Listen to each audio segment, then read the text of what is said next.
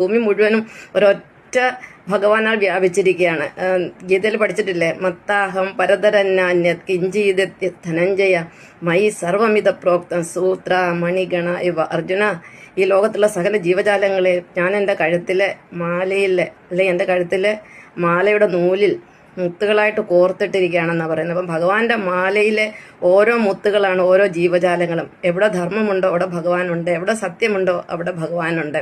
അതായത് ഭഗവാൻ എവിടെയുണ്ട് അവിടെ സത്യവും ധർമ്മവും നിശ്ചയമായി ഉണ്ടായിരിക്കും.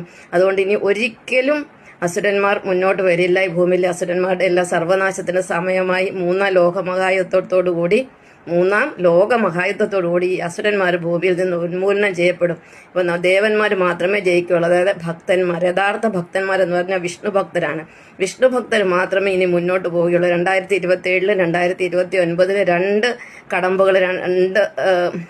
വലിയ കടമ്പകൾ മനുഷ്യന് കടന്നു പോകാനുണ്ട്. അതിലൊന്നാമത്തേത് കടന്നു പോകുന്നത് ഭക്തന്മാരാണ്. രണ്ടാമത്തെ കടന്നു പോകുന്നത് യോഗികളാണ്. അപ്പം ഷീല ടീച്ചറിനെ പോലുള്ള യോഗികൾ. അപ്പം നിങ്ങളൊക്കെ ഓരോ യോഗികളാക്കാൻ ശ്രമിക്കുക. യോഗികൾക്ക് ജീവിതം നന്നായിട്ട് എൻജോയ് ചെയ്യാം. അതുപോലെ കുടുംബത്തിനോടുകൂടി ജീവിക്കാം. എല്ലാം എൻജോയ് ചെയ്യുന്ന ആളുകളാണ് യോഗികൾ. പ്രത്യേകിച്ച് ശ്രീകൃഷ്ണനെ പോലെയും ശ്രീരാമനെ പോലെയൊക്കെ അവരൊക്കെ യോഗികളായിരുന്നു. അവർ മനുഷ്യരായിരുന്നു. അപ്പോൾ ഞാനും യോഗിയാണ്. ഞാനും ഈ ലൈഫ് നന്നായിട്ട് എൻജോയ് ചെയ്തിട്ട് തന്നെയാണ് മുന്നോട്ട് പോകുന്നത്. അപ്പോൾ ഇനി യോഗികൾക്കും ഭക്തന്മാർക്കും മാത്രമേ ഈ ഭൂമിയിൽ രക്ഷയുള്ളൂ. അധർമ്മവും അന്യായവും അനീതിയും അക്രമവും എല്ലാം അവസാനിക്കാൻ സമയമായി. അണയാൻ പോകുന്ന തീജ്വാലകളാണ് ഇന്നത്തെ അസുരന്മാർ. അവരുടെ സർവനാശം അടുത്തിരിക്കുന്നു.